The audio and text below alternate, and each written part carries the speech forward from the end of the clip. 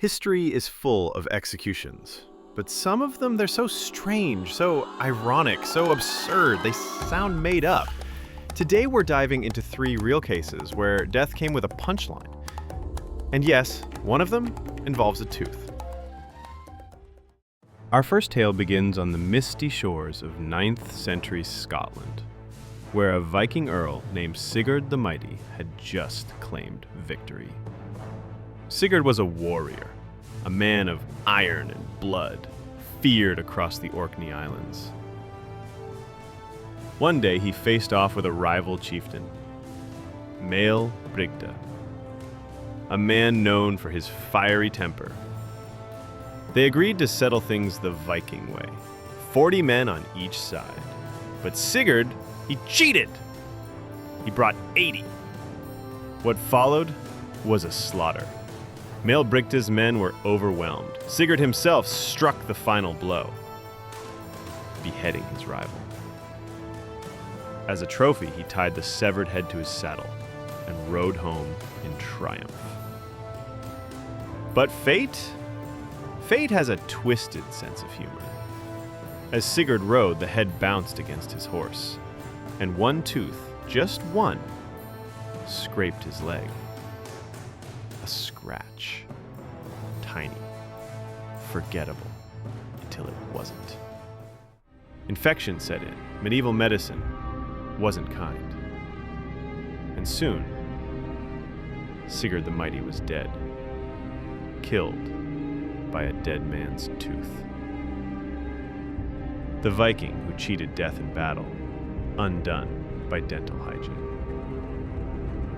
So remember, in the brutal saga of the Norse, even a tooth could take your life. His name was Eustace, but don't let the word monk fool you. He was also a mercenary, a magician, a pirate, an outlaw, and in the end, a man who negotiated his own execution. Eustace the monk was born in France, around 1170. He trained in a monastery, then traded his robes for a sword. Why? Revenge. His father was murdered, and Eustace, he answered with chaos.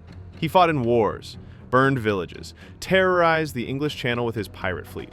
He even worked for England and France, sometimes in the same week. They called him the Black Monk, a sorcerer at sea, a man who could vanish in smoke or summon storms from nothing. But Eustace was no myth. He was a master of disguise. He led raids by day and slipped into monasteries by night. He dressed as a beggar, a nobleman, a priest, whatever got him past enemy lines. And for years, it worked.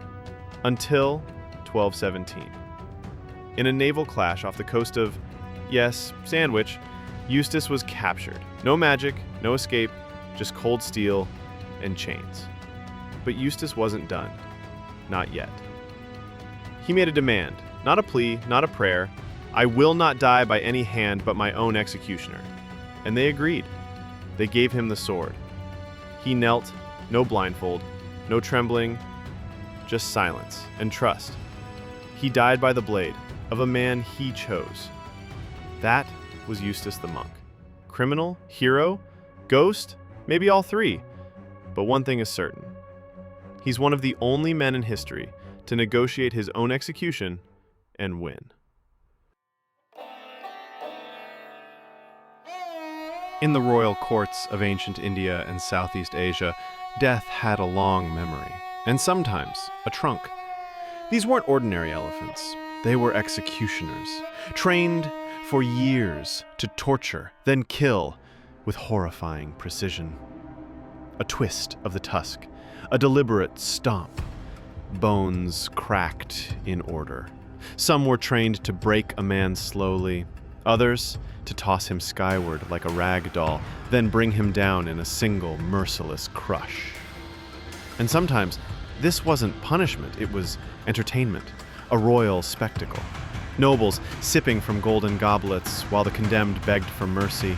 In one notorious case, an elephant was trained to dismember in stages. Flip, crush, wait for the drum, repeat. This wasn't just death by elephant, it was control, majestic, merciless, and unforgettable. That's the end of this video. Would you like to see more of it? I hope so. Let me know in the comments.